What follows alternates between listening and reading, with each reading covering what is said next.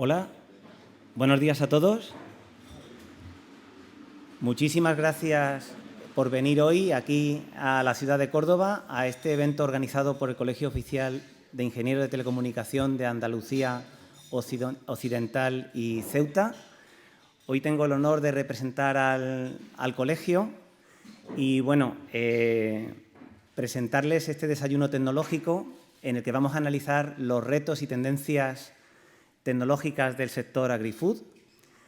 Este desayuno forma parte de una serie de eventos que se van a celebrar esta semana en diferentes provincias andaluzas, en Córdoba, en Cádiz y Huelva, y que finalizará con una cena de gala organizada por el Colegio de Ingenieros en Sevilla este jueves. Así que, sin más preámbulos, voy a dar paso a nuestra concejala delegada de Transformación Digital, Lourdes Morales, que les va a presentar al resto de ponentes. Muchísimas gracias.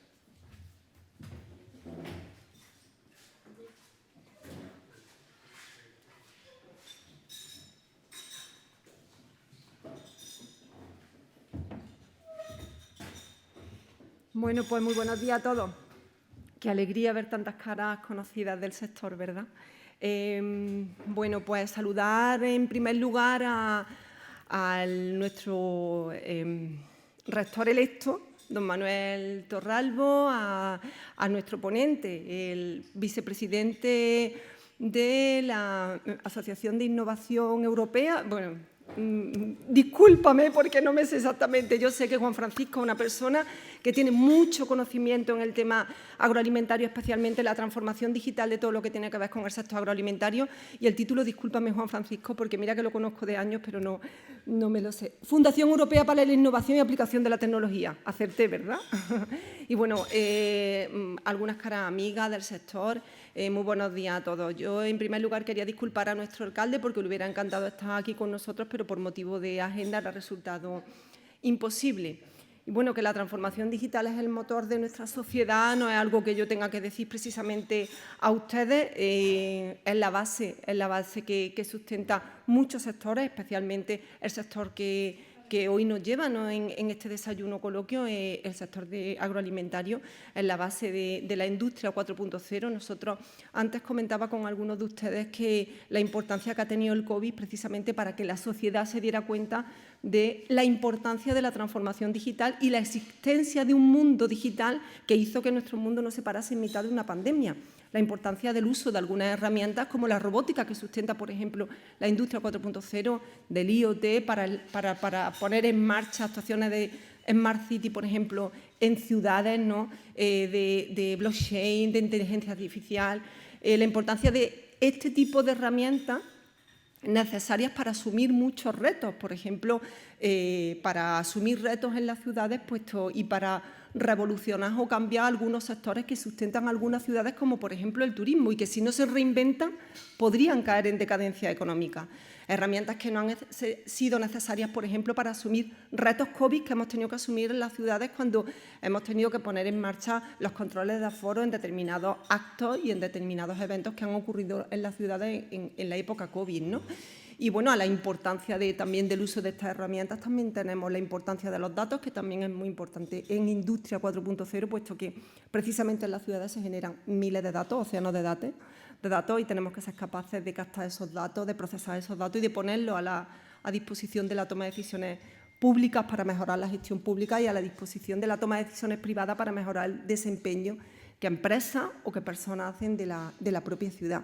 Nosotros desde el Ayuntamiento estamos haciendo una apuesta muy importante en transformación digital porque entendemos que es necesaria, evidentemente. Si ya era necesaria antes de la época COVID, ahora es mucho más necesaria para conseguir mejorar la calidad de vida del ciudadano a través del COVID o para, por ejemplo, impulsar la economía digital, que en muchas ciudades es triste que no estaba posicionada, ¿no? Y en ello estamos. Yo estoy deseando escuchar el ponente, que es el protagonista de este desayuno. Encantada de nuevo de estar con vosotros y bueno, pues espero que tengamos una mañana fructífera. Venga, gracias.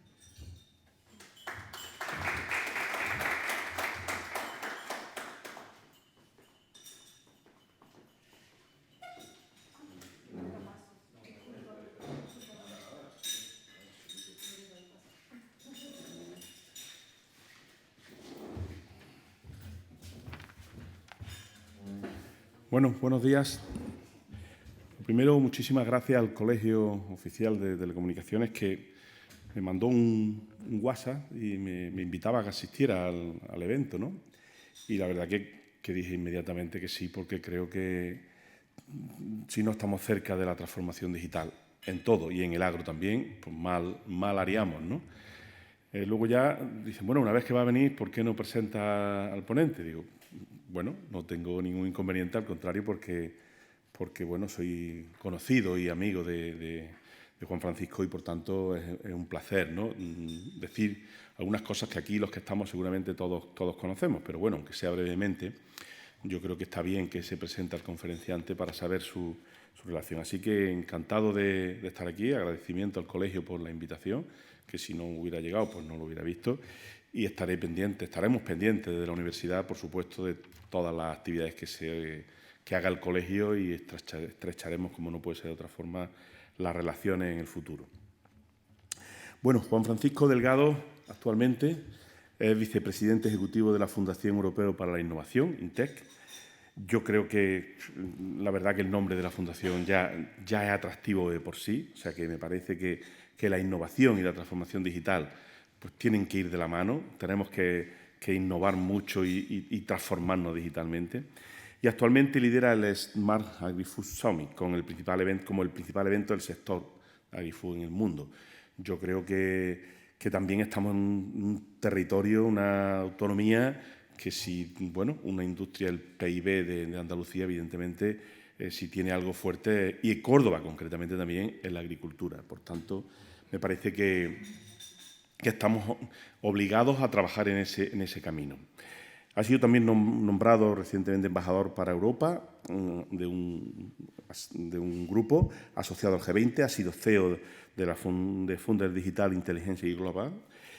Es licenciado en Psicología por la Universidad de Granada, máster en Dirección de Servicios por la Universidad Complutense, diplomado en Pedagogía también por la Universidad de Granada, diplomado en Innovación y Tecnología por la Universidad de Stanford y también, además, diplomado por la Universidad de Cambridge. Yo creo que, bueno, es un hombre ya que tiene, bueno, no digo mayor, tiene su trayectoria profesional larga, que eso nos da una garantía de, bueno, pues de solidez y de conocimiento de lo que nos puede ahora contar, ¿no? Actualmente es director del Máster de Transformación Digital e Innovación en el Sector Agroalimentario en la Universidad UNIR, la Universidad Internacional. Desde 2007 hasta abril de 2014 fue director general del consorcio Fernando de los Ríos y de la red Guadalinfo. Yo creo que todos conocemos lo que significó eso para nuestra Andalucía, ¿no? Que en los pueblos no había prácticamente, hoy sí, pero en los años que estamos diciendo, no había conexión a Internet en los pueblos, estábamos absolutamente desconectados del mundo a través de la red. Y los que además somos de pueblo, eso lo vivíamos también diariamente, porque cuando queríamos enviar algún correo nos teníamos que ir al centro Guadalinfo de cada ayuntamiento. O sea, que no es algo que desconozcamos, sobre todo algunos, ¿no? También fue miembro del Consejo Europeo, del Living Lab, y uno de los expertos en nuevas tecnologías de innovación de la Comisión Europea. Experto del World Bank en temas de innovación social y emprendedor en el Silicon Valley, profesor del Máster de Seguridad y el Smart City, y profesor del MBA de la Universidad de Jaén. Autor también de numerosas publicaciones, entre las que destaca su último libro, ¿Te atreves a innovar? Cómo emprender y no morir en el intento. Manual de recursos humanos de Tecno y en el ámbito del bienestar social, manual sobre discapacidad, trabajo interdisciplinar y trabajo en equipo. Aportaciones de la psicología a la promoción de la autonomía personal y dependencia. Ha impartido más de 100 conferencias en todo el mundo y ha dirigido más de 70 eventos relacionados con la innovación y la transformación digital. Bueno, yo creo que su formación también en psicología, si han visto, le lleva también a ese acercamiento de una parte de las discapacidades, de atender y cómo también la transformación digital debe y tiene que ayudar a todo ese mundo de la discapacidad. Seguro que hay encuentros, ¿no? Y desde luego yo creo que Te atreves a innovar me parece que es un título muy atractivo, ¿no? Yo creo que en la universidad hacemos docencia, hacemos formación, hacemos investigación, hacemos transferencia y nos tenemos que atrever también a innovar junto con las empresas. Tenemos que estar muy cerca. Si no hacemos eso, seguramente no haremos toda la tarea completa que tenemos en nuestras funciones. Así que, Juan Francisco, no te quiero robar ya más tiempo, que lo que queremos es escucharte, cómo van las tendencias y estar atentos para aprender. Así que muchísimas gracias y reitero mi agradecimiento al Colegio Oficial.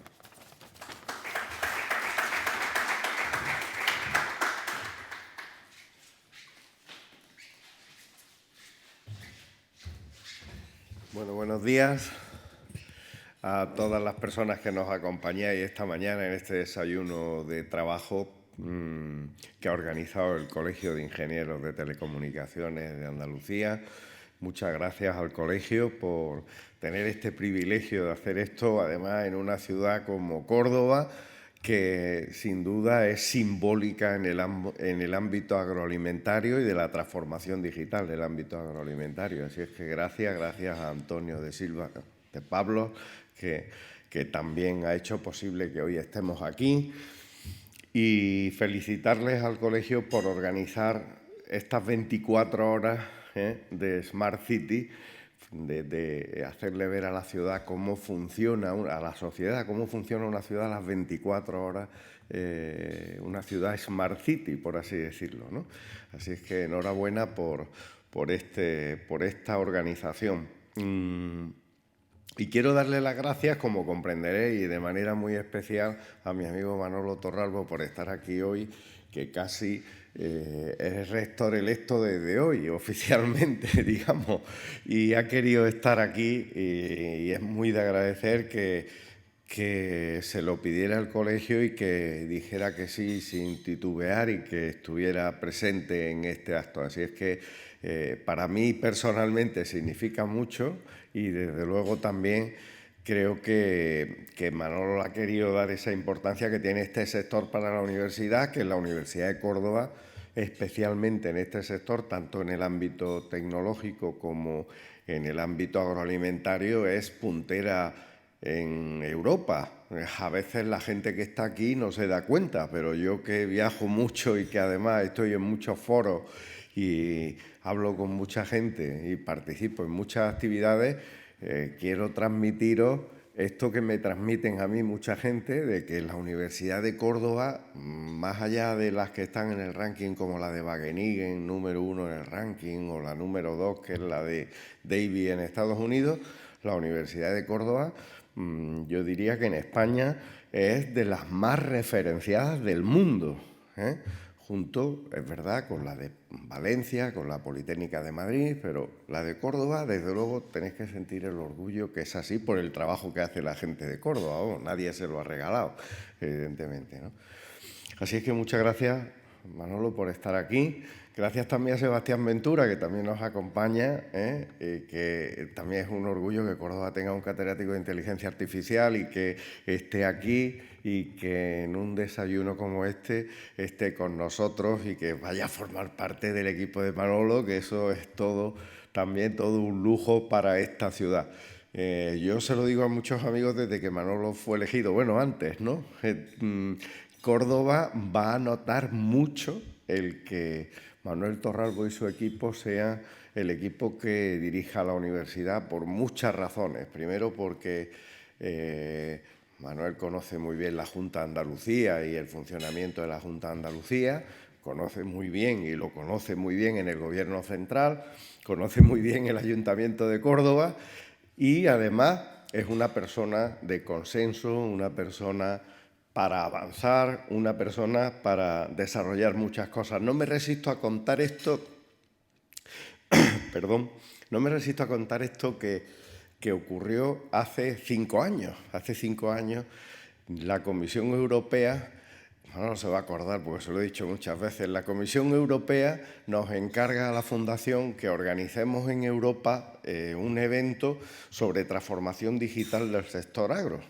Y nos reúne un día en Salamanca y nos dice, oye, que si queréis organizar esto, que nos propongáis ciudades. Nosotros le propusimos 5, entre ellas estaba Córdoba, y nos dijeron, no, queremos hacerla en Málaga. Vale, hicimos en Málaga. A una de las primeras personas que fuimos a ver, aparte del alcalde de Málaga, fue a Manolo. Fuimos a verlo a Sevilla, que era secretario general de universidades, a decirle, mira, tenemos este proyecto y queremos que nos ayudéis, ¿no?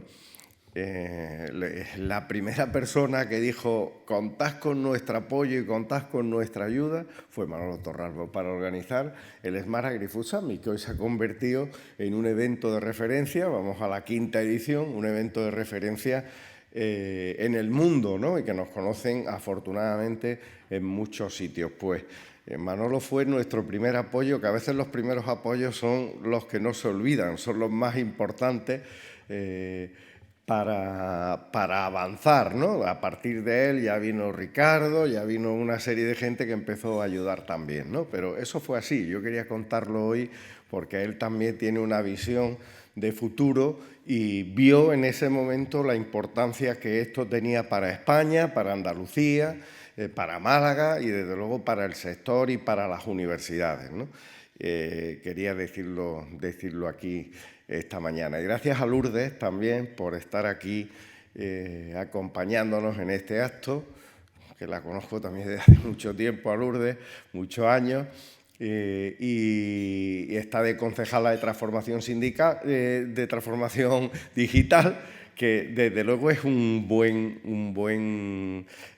buena elección por parte del alcalde, porque quién mejor que ella, que es del sector, que conoce este sector y que además lo conoce, digamos, desde la base, ¿no? Y sabe perfectamente el carácter social de la tecnología, sabe perfectamente cómo hacer la transformación, pese a las dificultades que encuentra en la administración, que son muchas, para transformarse digitalmente, ¿no? Porque todos tenemos ejemplos para contar de cómo a veces te dan ganas de salir corriendo, ¿no? Cuando encuentra uno determinadas cosas en la administración. Pero Lourdes está haciendo ahí una labor, yo creo que es una labor que necesita mucho tiempo, muchos años, y desde luego ha empezado con buen pie para realizarlo en Córdoba. Así es que después de estos agradecimientos que estando aquí los hago porque emocionalmente para mí es muy importante lo que he contado antes y lo que he dicho, que no ha sido nada protocolario, sino todo lo contrario, porque lo siento así y lo quiero decir así, de esa manera, quería comenzar de esta forma. Pero voy a entrar en lo que habéis venido, se supone, no a contar estas pequeñas batallas ya de mayor, ¿no? Como decía Manolo antes, sino más bien de lo que se trata, ¿no? De las tendencias, de lo que vemos que realmente está ocurriendo en el mundo y en el papel que sin duda Córdoba, la cadena agroalimentaria tiene que jugar, porque estamos en un momento desde luego decisivo, ¿eh? Estamos en un momento en el que 4 circunstancias están operando de manera muy especial y han operado de manera muy especial para que nada vuelva a ser igual en los próximos 50 años en el mundo. Nada, ¿eh? Fijaros que decía el otro día, lo hemos oído ya en varios líderes mundiales, por ejemplo, Macron lo dijo hace poco, lo dijo Draghi, me parece que fue ayer, lo han dicho la presidenta de la Comisión, se aproxima una crisis agroalimentaria o una crisis alimentaria, ¿no?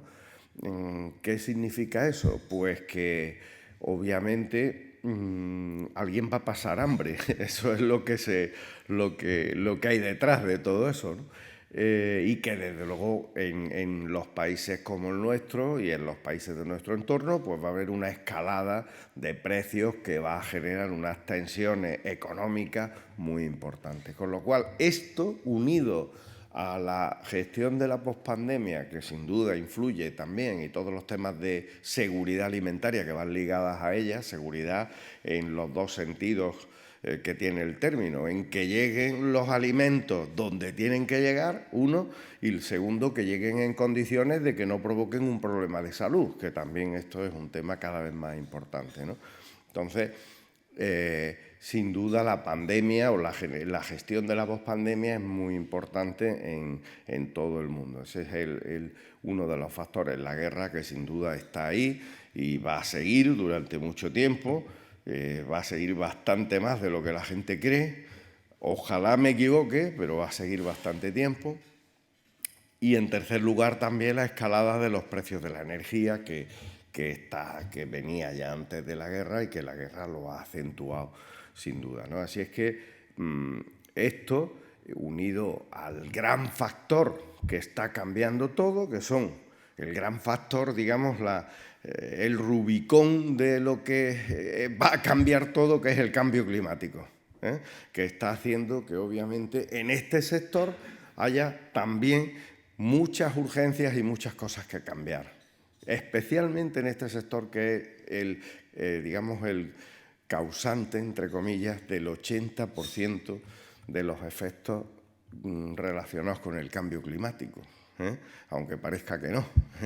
Es decir, comemos de una determinada manera y eso genera muchos problemas en el medio ambiente porque la tierra, el 40% de la tierra es cultivable y eso no se puede cambiar, y además el agua, el 80% del agua dulce que se utiliza en el mundo es para los cultivos y para la ganadería. El 80% significa que las grandes sequías que el cambio climático va a producir y está produciendo se relaciona con la necesaria buena gestión de los temas relacionados con el agua, ¿vale? Con lo cual, estas 4 cosas influirán sin duda en que la próxima generación de gente que tenga que enfrentarse a todas estas decisiones, que cada vez son más rápidas, cada vez son más urgentes y además cada vez tienen consecuencias mayores que se pueden medir, va a ser una generación distinta a los que estamos aquí, muchos de los que estamos aquí, y que no se ha encontrado esa generación nunca con estos problemas, con lo cual esto va a condicionar la vida de muchísima gente. Nosotros, cuando hablamos de la cadena agroalimentaria, porque todo el mundo habla de la cadena, pero nadie le ha puesto un poco el cascabel al gato de cuestiones que tienen que ver hoy en día con la cadena, desde la parte de producción primaria, digamos que es la parte menos innovadora, la parte más antigua, entre comillas, la parte que se sigue haciendo todavía con una ausencia de tecnología importante y donde la innovación llega menos, la parte de la industria transformadora, cercana a la producción primaria en unos casos y en otros de la multitransformación, que sin duda es muy pujante, muy innovadora y que en España, junto con la industria farmacéutica y la industria automovilística, la industria agroalimentaria es de las más innovadoras que hay en el mundo, junto con la farmacéutica y con la automovilística, y que sin duda es muy pujante, muy pujante. Además de la parte de la logística es fundamental, se ha visto en la pandemia, se está viendo, se va a ver que cada vez es más fundamental. La logística, España tiene empresas de logística importantísimas. Pues no sé, ahí en la provincia de Murcia, por poneros un ejemplo, es una provincia que duplica la media de producción logística que se hace en el resto de España y es una de las más importantes de Europa. ¿Por qué? Porque los alimentos se trasladan sí o sí de un sitio a otro para poder comer, porque tenemos una, como dice un amigo mío, una fea costumbre de que comemos 3 veces al día como mínimo, con lo cual eso significa mucho transporte de alimentos. Es verdad que ahora cada vez se está haciendo más cerca, pero hay otras cosas que se necesitan llevar bastante lejos y además con sistemas bastante sofisticados. La logística, el retail y los supermercados, ¿no? que sin duda es algo que está cambiando mucho de parte de esa cadena, y la última parte, que es la parte quizá más conocida, la parte que llega a la mesa, que es la restauración, que en España cada vez es mejor, que en España cada vez tenemos una mayor valoración internacional, pero que sin duda todo eso tiene que ver con esto que vemos abajo, relacionado con la sostenibilidad y el desarrollo de la sostenibilidad en toda la cadena, con el uso de la reducción de huella de carbono, el uso inteligente del agua, los fitosanitarios, los plásticos, los desperdicios, la reutilización de residuos. Veremos algunas cosas de cada uno de estos temas. Claro, cuando nosotros analizamos cuál es la situación de la industria agroalimentaria, vemos que aparte de los debates que hay acerca de, yo creo que más o menos oportunistas, la industria agroalimentaria española tiene ahora mismo el 4º puesto en el mundo. El 4º puesto en el mundo en cifra de negocio. ¿Y qué es lo que más negocio genera en España? la industria cárnica, pero con mucha diferencia con respecto de las demás. Por ejemplo, somos los primeros exportadores en carne de cerdo a China, el primer país del mundo, ¿eh? Nos guste o no, seamos vegetarianos o no, pero esto es un hecho de nuestra economía que genera mucho empleo y que genera mucha riqueza. Lo segundo, la fabricación de bebidas. Casi 20.000 millones de euros, ¿no? Esto es una cifra importante. Lo tercero, productos de alimentación animal, 14.000 millones. Y lo cuarto, frutas y hortalizas. Llegamos a aceites y grasas, que nosotros creemos que es lo que más, pues no, no es lo que más, es lo quinto. Y además está prácticamente, pues la carne lo triplica, la producción de carne de la industria agroalimentaria, ¿vale? Es decir, que tenemos que cuidar la industria, pero sabiendo con las cifras con las que nos estamos moviendo. La provincia de Córdoba, por ejemplo, aquí tiene mucha significación en aceites y grasas, en frutas y hortalizas también, y en productos lácteos, pero tiene mucho en industria cárnica también, evidentemente, ¿no? Aquí tenemos Cova, que es líder del sector, ¿eh?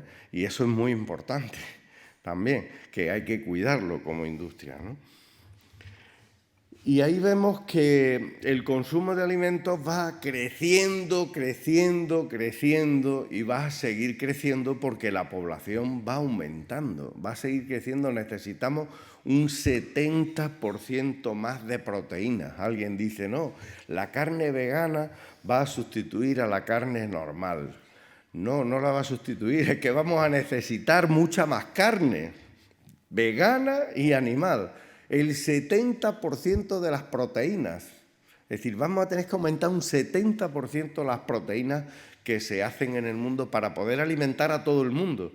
Y fijaros que ya con lo que estamos alimentando hay problemas de distribución con los cereales, por ejemplo, porque la cadena logística se rompe en Ucrania y en los países próximos a la guerra que se está produciendo. Ya hay un problema ahí con lo que producimos. Imaginaros lo que tenemos que producir. Ahora veremos lo importante que es todo esto, ¿no? Ahí vemos que la balanza entre las exportaciones y las importaciones en España es brutal. Ojalá lo tuviéramos esto en todos los sectores. La industria agroalimentaria, España es el cuarto país exportador de Europa en la industria agroalimentaria. Eso nos indica la importancia de este sector de un año para otro. Pero además, si vemos el sector agrario español, en las determinadas comunidades autónomas, tenemos dos comunidades autónomas que están muy por encima del resto, muy por encima, que son Andalucía y Cataluña, muy por encima del resto en la producción y en la generación industrial. Y además vemos, curiosamente, que las explotaciones agrarias todavía son pequeñas, es decir, en comparación con lo que ocurre en otros países. ¿Por qué? Porque en España ocurre un fenómeno que no ocurre en otros países, y es que hay una atomización empresarial en el sector agroalimentario impresionante. Es decir, cuando uno tiene que afrontar, por ejemplo, la transformación digital de un sector como el aéreo, ¿no? Sin duda, pero el automovilístico, por ejemplo, ¿no? El automovilístico hay, pues, 10 empresas, como mucho, grandes empresas en el país que son interlocutores para el cambio de todo el sector. Luego hay mucha industria auxiliar, pero hay 10 que son los grandes tractores. La empresa agroalimentaria es tremendo. 30.000 empresas agroalimentarias. 30.000 empresas agroalimentarias. Por ejemplo, dos grandes empresas agroalimentarias de nuestro país que tienen raíces en Córdoba, Cova y Decop. 500 millones de facturación. Ahora Decop llega a 1.000 millones de facturación. Pero fijaros que eso en un sector, por ejemplo, como el automovilístico o el farmacéutico, eso es mucho más grande. Cualquier empresa tiene a lo mejor 20.000 millones de facturación. ¿Por qué? Porque hay una atomización importantísima en el sector y eso dificulta muchísimo el desarrollo acelerado del sector. Es necesario mayor concentración. En la práctica pasa lo siguiente. Yo, que también soy de pueblo, en mi pueblo, 10.000 habitantes, Mancha Real, hay 7 cooperativas, 8 cooperativas de aceite, por ejemplo, un sector aquí que es líder en el mundo, ¿no? El sector del aceite de oliva. Pasa igual en Córdoba, ¿no?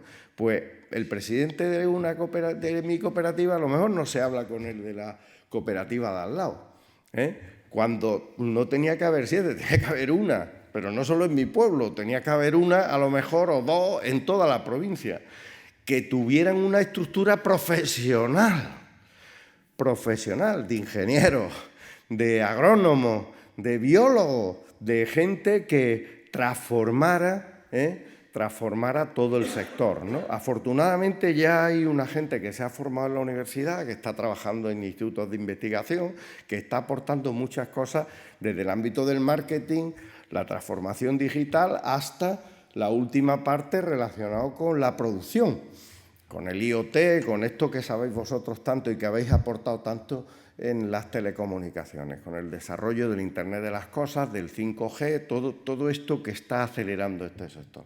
Hombre, pero para eso hace falta profesionales, para eso hace falta unirse. El sector de las frutas y las verduras, por ejemplo, en Almería, que pasó su época como esta que estamos hablando también, inició su transformación y hoy en día, por ejemplo, empresas como Única Fruit en Almería tiene pues un equipo profesional que dirige, tiene su CTO, por ejemplo, que es ingeniero de telecomunicaciones y le ayuda a todos los sistemas, a todos los invernaderos que están dentro de esa cooperativa de segundo grado y la dirigen profesionales, por ejemplo, encabezados por Enrique de los Ríos, que es un profesional del marketing de la empresa y que tiene un liderazgo para que sea la empresa que más frutas y verduras lleva a Europa. ¿Vale? Todo esto lo hacen profesionales. Hay sectores en España que tienen que transformarse. La concentración ayuda a esa transformación.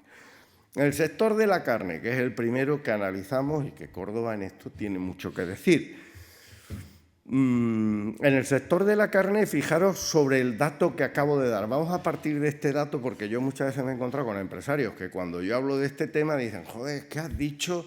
Que nos van a comer la tostada, la carne derivada de vegetales y la carne artificial. No, vamos a ver. El mercado de la carne tradicional va a seguir teniendo su mercado. El que le gusta un filete y el que le va a gustar un filete de ternera, de vaca vieja, le va a seguir gustando exactamente igual. Y a ese no lo vamos a cambiar. Pero sí es verdad que hay nuevas necesidades y además hay gente que mentalmente quiere cambiar eso y quiere ir por otra vía y el mercado le tiene que dar salida y las empresas de este sector también. Y yo a estos empresarios les digo muchas veces, lo que tenéis es que investigar cómo no solo tenéis una línea de carne de cerdo, de carne de ternera, de derivados de todo ello, sino que os entráis en esta nueva línea, en una línea relacionada con la cría de carne artificial de tejido, por un lado, es decir, de crecimiento celular, vamos a llamarlo científicamente, y derivados de las plantas, derivados de las hojas fundamentalmente o de otras plantas. El 35% del mercado del consumo en el año 2040 va a ser de carne hecha en laboratorio entre comillas, ¿vale? Ya lo veréis. Y el 30% derivada vegetal. ¿Por qué? Porque hay un 70% de mercado nuevo. Y el mercado nuevo no va a salir de lo de ahora, que ahora prácticamente el 95% es carne derivada del animal. Además, ¿qué está ocurriendo? Que como no se está dando solución tecnológica, que ya la hay, al tema de los purines, de todo lo que conlleva las llamadas macrogranjas, está ocurriendo que hay construcción de macrogranjas en sitios donde el medio ambiente es muy sensible a que esto no ocurra. Ya la tecnología y la innovación está haciendo que el tema de los purines, por ejemplo, tenga una solución. Hay muchas startups que están trabajando en ese tema para convertir los purines en algo que sea ambientalmente aceptable, ¿no? Que se transforme en abono orgánico o pueda transformarse. Por ejemplo, hay una empresa en Murcia que se llama Entomo, que ya ha recaudado más de 14 millones de euros de financiación de un inversor, que resulta que transforma, tiene una nave industrial que lo que hace es criar larvas de mosca blanca. La larva de mosca blanca lo que hace es que se come detritus, entre comillas, y lo convierte en abono. Bueno, pues eso industrialmente ya está empezando a salir. E industrialmente esto va a ocupar pues, nuevas innovaciones en el ámbito agroalimentario. Pero fíjense que también la ineficiencia del sector de cría de animales es muy importante. ¿Por qué? Porque en 7 semanas que tarda un agricultor en criar 20.000 pollos, una instalación de cultivo de carne que ya empieza a verla, puede teóricamente producir 1 millón de veces más de carne. 1 millón de veces más de carne. Con lo cual, ¿qué nos vamos a encontrar? Que va a ser un hecho ya que la tecnología de crecimiento celular de carne esté en nuestros hogares dentro de muy poco. Ya hay restaurantes, por ejemplo, en Singapur que están sirviendo esta carne, ¿vale? Pero además, el Financial Times hace muy poco organizó una cata en Londres con periodistas gourmet especializados, una cata ciega, y consiguieron que no supieran ni por el gusto, ni por el sabor, ni por el tacto, que no supieran qué diferencia había entre una carne y otra. ¿Por qué? Porque la tecnología ya llega a esto y es capaz de ayudar a hacer esto. Ya digamos que existe ya cada vez más inversión para realizar esto. Se ha hecho en Israel, se ha hecho sobre todo en el sudeste asiático. El sudeste asiático, como digo, ya ha llegado a la restauración. Ya los primeros filetes se pusieron hace unos años y ya está en algunos restaurantes como tal. Habrá gente que no le guste, que no quiera y tal, pero que sepáis que lo vamos a tener disponible dentro de muy poco, ¿no? Porque además, si uno mira las cifras, ve que los 3/4 de la tierra actualmente se utilizan para sustentar las vacas, los cerdos y los pollos, pero los productos animales solo proporcionan el 18% de la alimentación. Y fijaros cuánto empleamos en generar esta carne, ¿no? Y además, también en proteínas alternativas hemos visto que se va invirtiendo cada vez más, 3.100 millones en los últimos 2 años.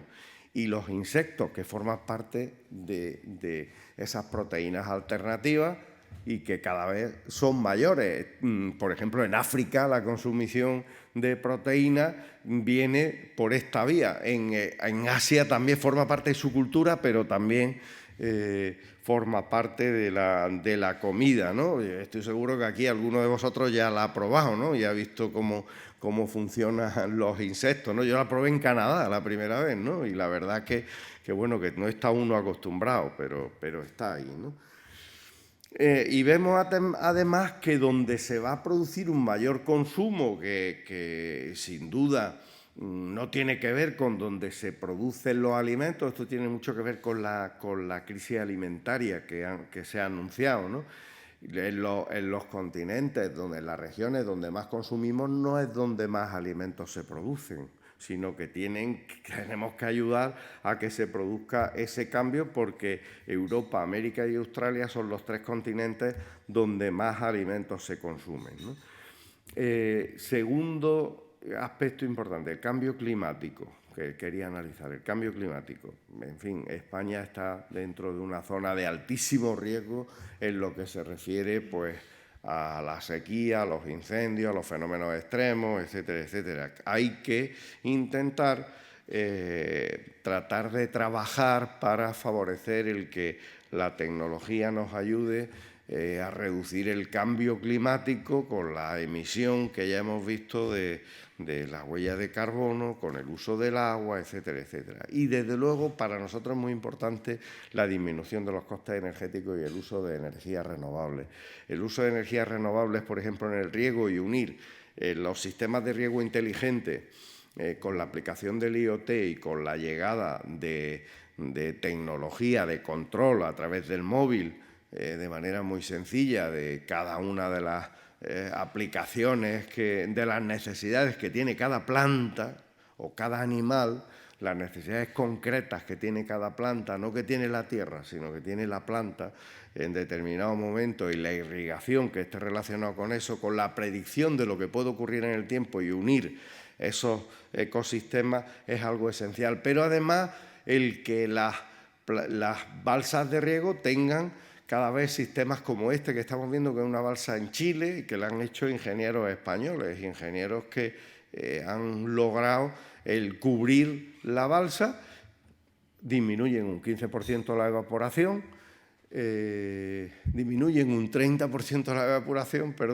y disminuyen un 15% la factura energética. En algunos casos, por ejemplo, me contaba el presidente de la cooperativa La Palma, una cooperativa de tomates y de frutas y verduras en la costa de Granada, me contaba el otro día en Berlín, que estuvimos juntos en una feria, y me decía que la introducción de las energías renovables en su cooperativa ha hecho que reduzca un 80% su factura energética este año, un 80%, pero que además la inversión para la disminución, para la introducción de este sistema y la reutilización de la energía para otros cooperativistas, que es una cosa que están haciendo también con la creación de comunidades energéticas, lo que ha hecho es que en 3 años esté amortizada la inversión. Vamos, eso cualquier empresario sabe la dificultad que hay para en 3 años amortizar una inversión de este calibre, ¿no? Con lo cual, bueno, pues podemos decir que el uso de energías renovables es algo fundamental también. El reto demográfico está muy ligado a todos los temas que estamos comentando. España es uno de los grandes países despoblados, por así decirlo, en las zonas rurales, ¿no? Y cuenta con una proporción de jóvenes que se sitúa, jóvenes agricultores que se sitúan las más bajas, la tercera más baja de la Unión Europea. ¿Qué hacer con esto? Hombre, el Gobierno español ya ha dado varios pasos importantes. Primero, que se han abordado un plan de recuperación muy ambicioso que propone 100 medidas, que es el más ambicioso que hay en Europa. Si somos capaces de cumplirlo, iremos por buen camino en ese sentido. Pero Francia empezó ya por ahí en los años 60.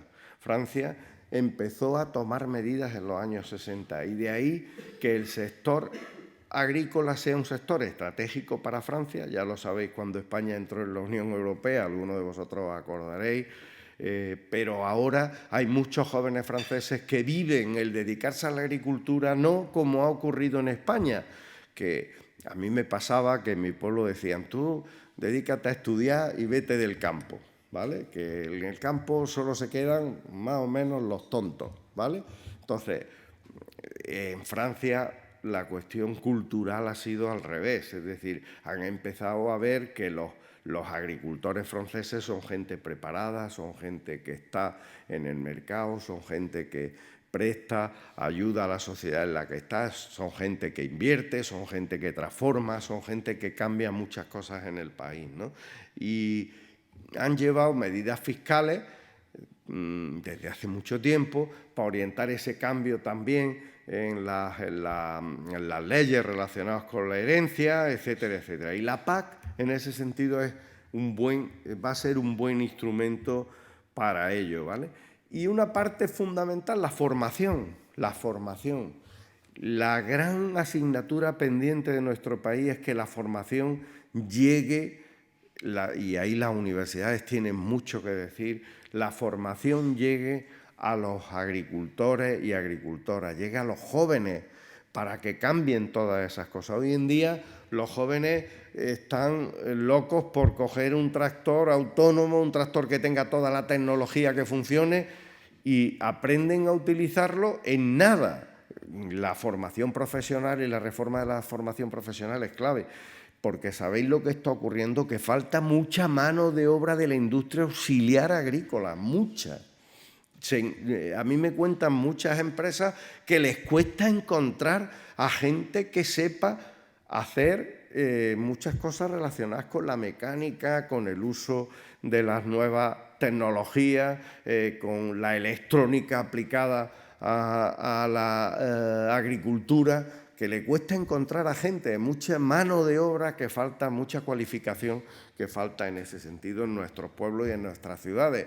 Y eso tiene que ver también con la despoblación. Porque tecnología, pues ya la veis, ahí tenéis un ejemplo en las fotos que os pongo, ¿no? Desde robótica, que hablaba antes Lourdes, o el tema de la agricultura vertical. La agricultura vertical va a ser una revolución, aunque aquí en España, en Almería, lo ven, como decíamos con los empresarios de la carne, como si fuera un ogro lo de la agricultura vertical, ¿no? El Indum Farm. Pero hoy en día es una tendencia que se está dando en los países del norte. ¡Ojo, ojo! Alemania, Dinamarca, Holanda, Suecia, Noruega, todos los países están apostando por la agricultura indoor, por la agricultura vertical, controlada, hidropónica en muchos casos, controlada de forma que se pueda sacar 5 cosechas de frutas y verduras, 5, donde nosotros sacamos 1 o 2 en los mejores sitios, ¿vale? ¿Qué quiere decir esto? Que sí, que se consume mucha más energía, es verdad, porque las condiciones de luz, por muchas cosas, pero están reduciendo cada vez más los costes. Esta es una industria que está creciendo enormemente y España no nos podemos quedar al margen de esto, ¿eh? Tenemos que estar en ese sector. ¿Por qué? Porque lo están haciendo nuestros consumidores, nuestros grandes consumidores de frutas y verduras están cambiando, ¿vale? Con lo cual, hombre, pues es una industria donde tendremos que especializarnos y nuestras universidades también tienen que especializarse en eso. No puede ser que los holandeses, los daneses, los alemanes sean hoy en día los mejores especialistas ya en esta cultura de agricultura indoor, ¿no? Los drones, como hemos visto, el control de cultivos en base a móviles, esto es algo que ya forma parte de nuestro quehacer cotidiano, ¿no? Y qué deciros de la robótica aplicada a la logística, esto es algo ya consustancial desde las primeros vídeos que vimos de Amazon. Ya cualquier empresa potente en el mundo, su packaging y su logística lo tiene adaptado a esto. Sin ir más lejos, de Coop, por ejemplo, todo el packaging que hace en Antequera ya lo hace con robótica. Uno va a su planta de Antequera, donde hacen el packaging de lo que mandan a Estados Unidos, por ejemplo, por cierto, a la principal marca que ha convertido de Coop con Pompeya, que es la primera marca ahora mismo de aceite que se vende en Estados Unidos, que hace unos años éramos la 7ª o la 4ª. Digo, éramos por ser española, me refiero. Y hoy en día es la que más vende, Pompeya, ¿vale? Porque se ha unido también con otra, la fusión que decíamos antes. Y toda su planta de packaging ya la tiene con robot. Allí se ve solo una persona con una batita blanca. El resto todo lo hacen robot, ¿vale?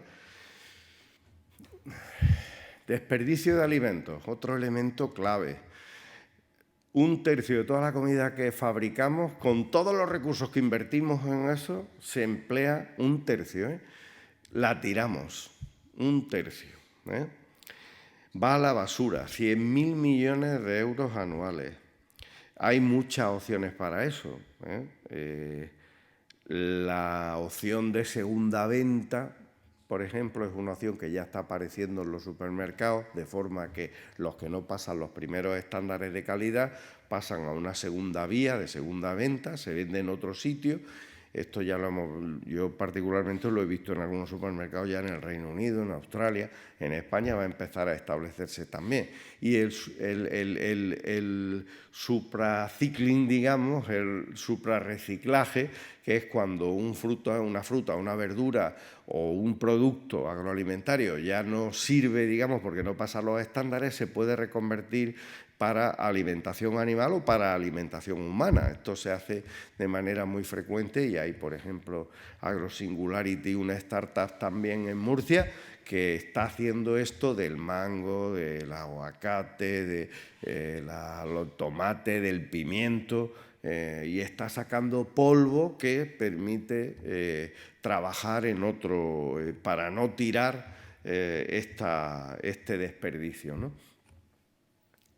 una naranja, yo lo pongo siempre como ejemplo que la gente se queda así un poco. Una naranja, aquí que es tierra de naranjas también. ¿Sabéis lo que significa tirar una naranja a la basura? Que pese a lo mejor, yo qué sé, 100 gramos, 200 gramos a la basura. Pues significa que tiramos, aparte de lo que esa naranja ha conllevado de, en fin, de cultivar la superficie, de tratar con los fitosanitarios, abonos, etcétera, etcétera, tiramos a la basura 50 litros de agua. 50 litros de agua que van en una naranja cuando tiramos la naranja a la basura, ¿vale? O un limón, ¿vale? Es decir, que de alguna manera que sepamos que el tratamiento de la basura es un elemento importante en el desperdicio. También las plagas forman parte de este ecosistema.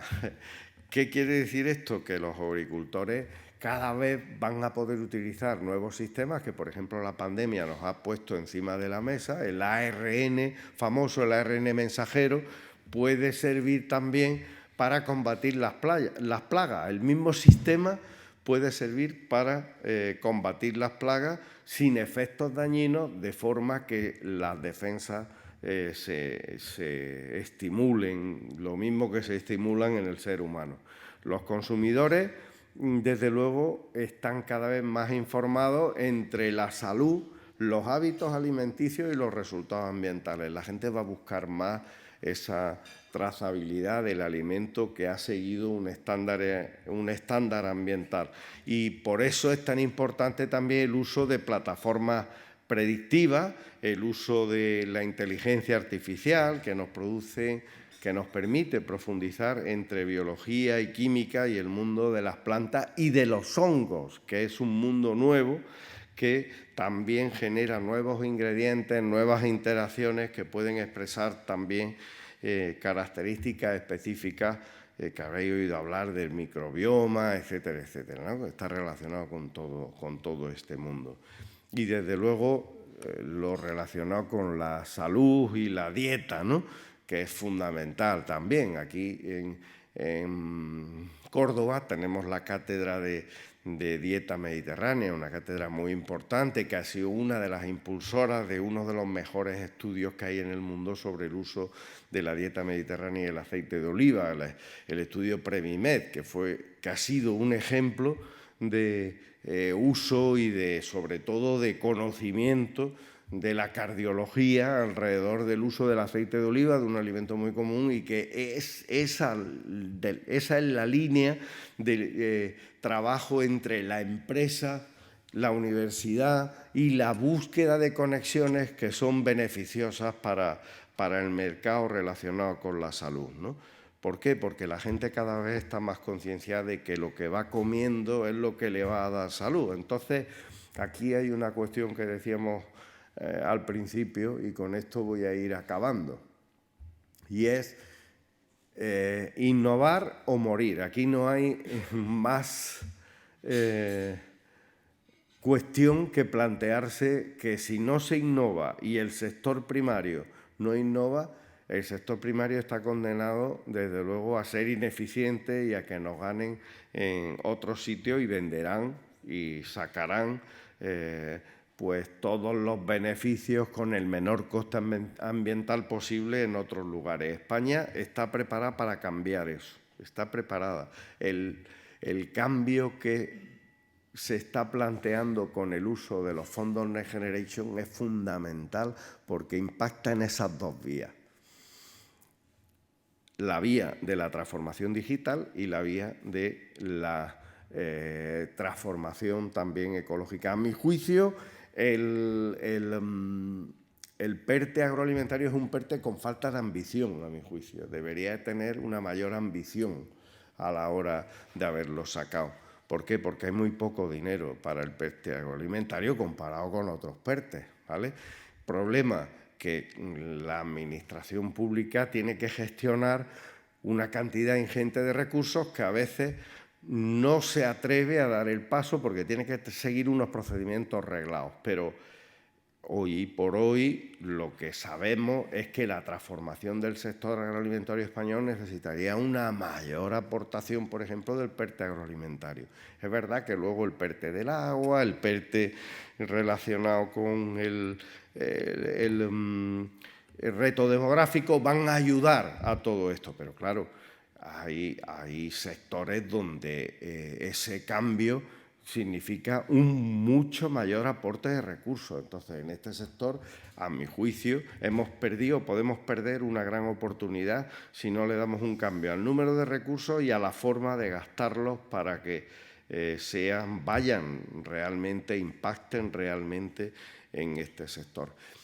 Y como última cifra, deciros que lo que sí vemos que aproximadamente en la inversión en innovación en el sector agroalimentario, en startup, ha mejorado un 85% en el último año. Un 85%. Es decir, que estamos hablando de que se produce un cambio esencial y sustancial en el desarrollo, por ejemplo, de startup. En el 2022 va a haber un 22% más.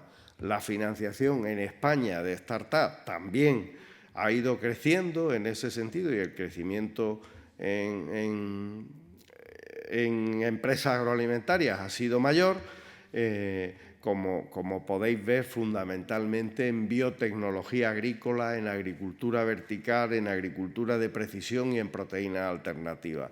Estas son las 4 grandes macotendencias de inversión que se ha dado en el mundo.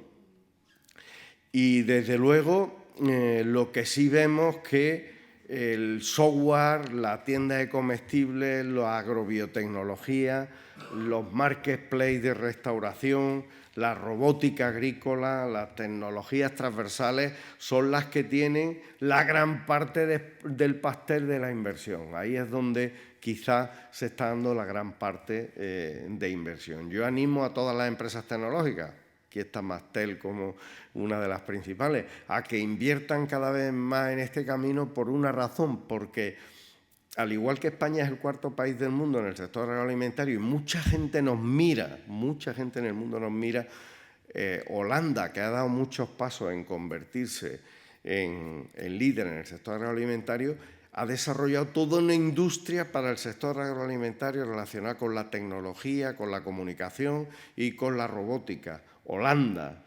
Y cuando uno va a cualquier feria en el mundo, lo primero que ve que de 10 empresas que hay dedicadas a la industria de transformación del sector agroalimentario, 9 son holandesas y una italiana. Lo digo para que veamos un poco hacia dónde debe de ir la apuesta de la empresa también en este sector, porque hay muchas oportunidades y mucho dinero.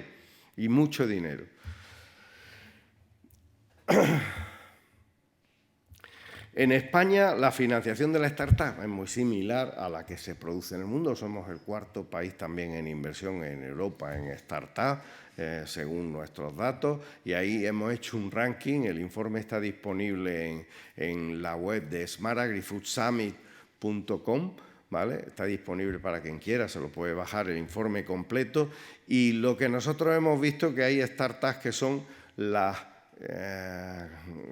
mejores que hay en nuestro país dedicadas a este sector. Globo, las conocéis todas, ha sido la primera, que no es del sector agroalimentario ya, sino que ya es de logística prácticamente, pero Globo pues empezó de manera muy sencilla y hoy en día ya tiene más de 1.000 millones de inversión, no de valoración, que la valoración seguramente serán de miles y miles de millones. Pero también están Cantox, Entomo, que lo he contado antes, de la mosca blanca, Crowd Farming, Biomimaker, una empresa que se dedica a analizar el ADN y el ARN de los suelos para evitar que haya hongos y que haya otras enfermedades.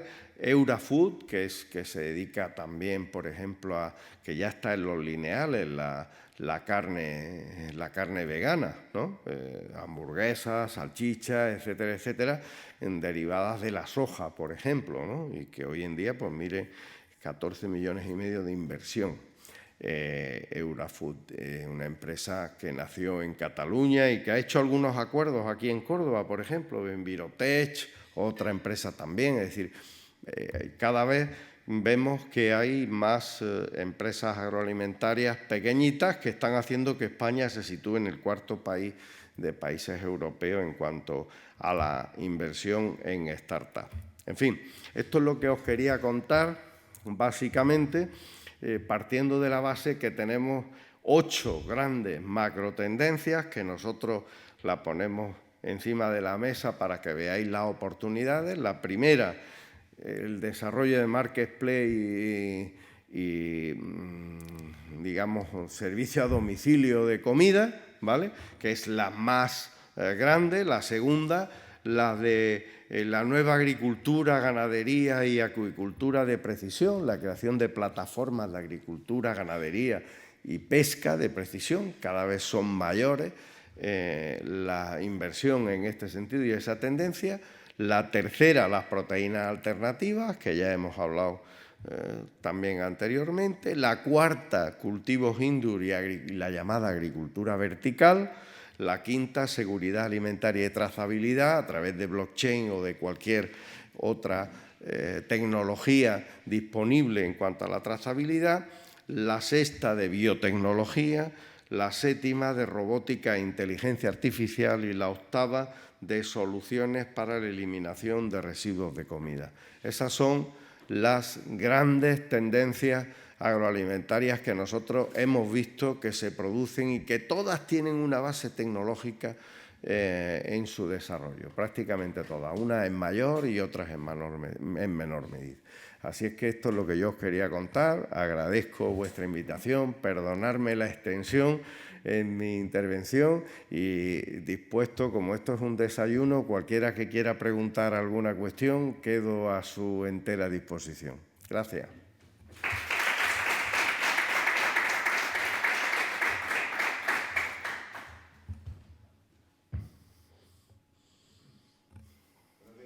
Buenos días. En varias ocasiones han nombrado, cuando hablamos de la innovación tecnológica aplicada a la agricultura, la startup, mucho startup, la inversión en startup. ¿Echáis de menos ese tipo de inversión también tecnológica en grandes corporaciones tecnológicas? Que algunas de ellas pues, estamos por aquí patrocinando. ¿Echáis de menos? Porque se pone mucho el foco en la startup. ¿Entendéis que hay algún camino por recorrer de las grandes corporaciones tecnológicas? Muy buena pregunta. No sé cómo es tu nombre, perdón. José Manuel. Buenos días. Muchas gracias. A ver, hoy en día, por los datos que nosotros tenemos y que existen en el mundo, la innovación se produce, la innovación, digamos, vamos a ponerle el capítulo de disruptiva, ¿vale? La innovación, no todas las innovaciones son disruptivas, toda la disrupción sí es innovación, ¿vale? ¿Qué quiere decir esto? Que lo que nosotros hemos visto, que las grandes corporaciones en el mundo, las grandes, en general, no estoy hablando del sector agroalimentario, en general, las grandes corporaciones en el mundo, 1/3 de los recursos que invertían en años anteriores en I+D los están invirtiendo en compra de startup. Vosotros lo veis, decís, esta la ha comprado Google, esta la ha comprado Apple, esta la ha comprado tal. ¿Por qué? Porque están viendo que los departamentos de I+D de las grandes empresas se están convirtiendo en departamentos muy burocráticos. Con perdón, no sé si alguien está trabajando aquí en un departamento de I+D, de ellos seguramente no es la culpa. Lo que quiero decir, que son muy lentos en la evolución.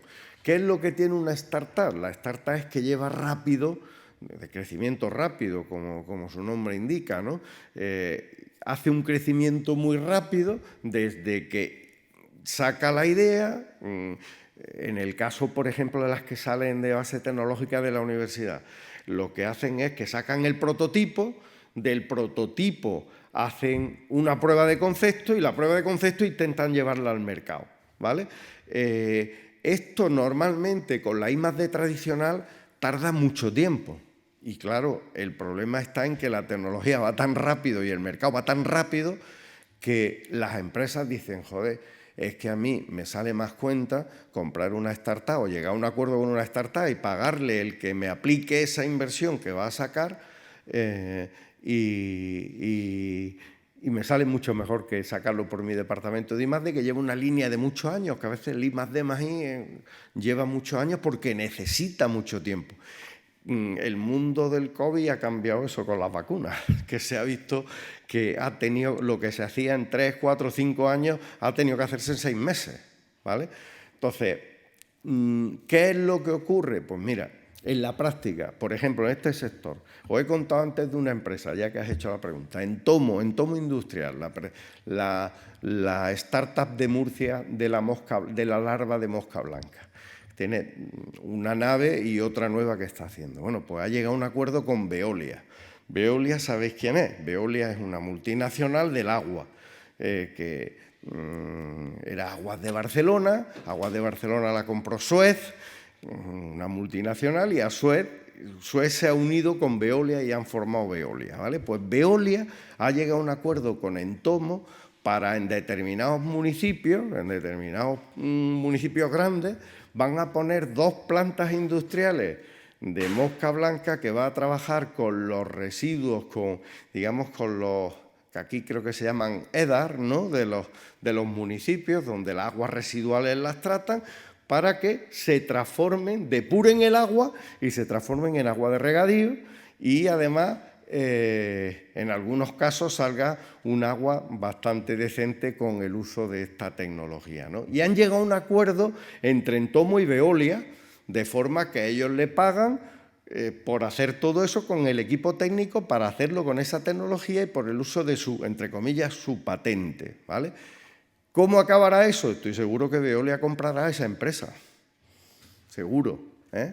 Entonces, ¿cuál es la unión? Lo que nosotros llamamos el proceso de Venture Builder, es decir, que vaya habiendo la construcción de esa tecnología a partir de una empresa, pero claro, con otra gente que tiene ese impulso nuevo, que llega con muchas ganas de que un equipo en poco tiempo le transforme de manera rápida esas soluciones que el mercado ya demanda.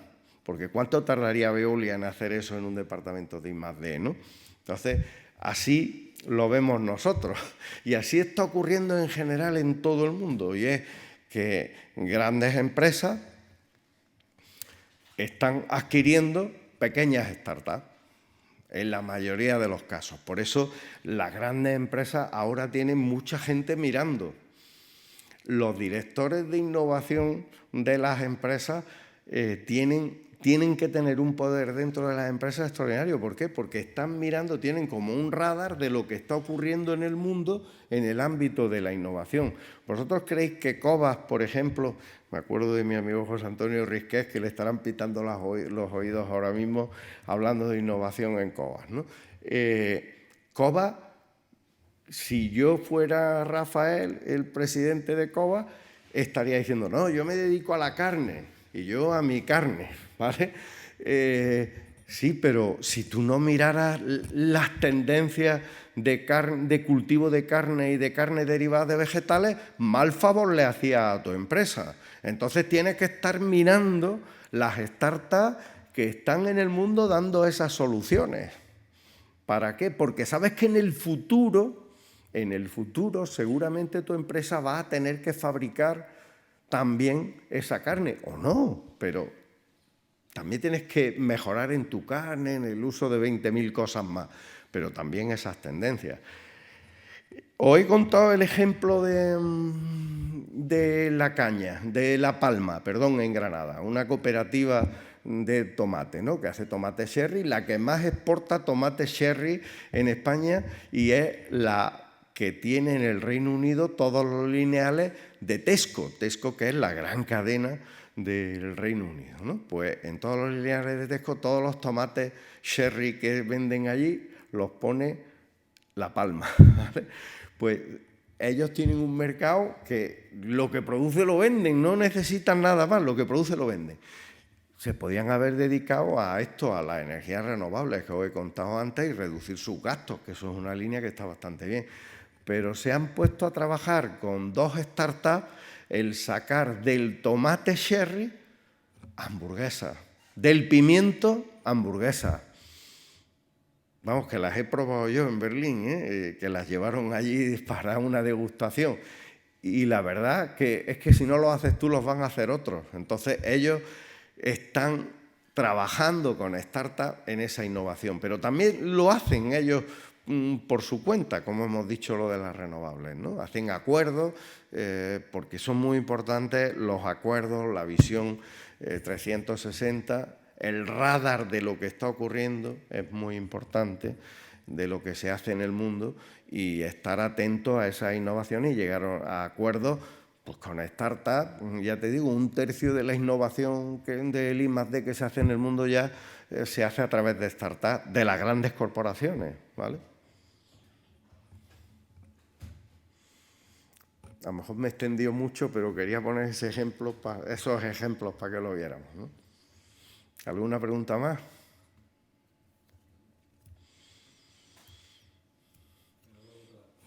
Pues nada, muchísimas gracias, y gracias al colegio por la invitación. Gracias.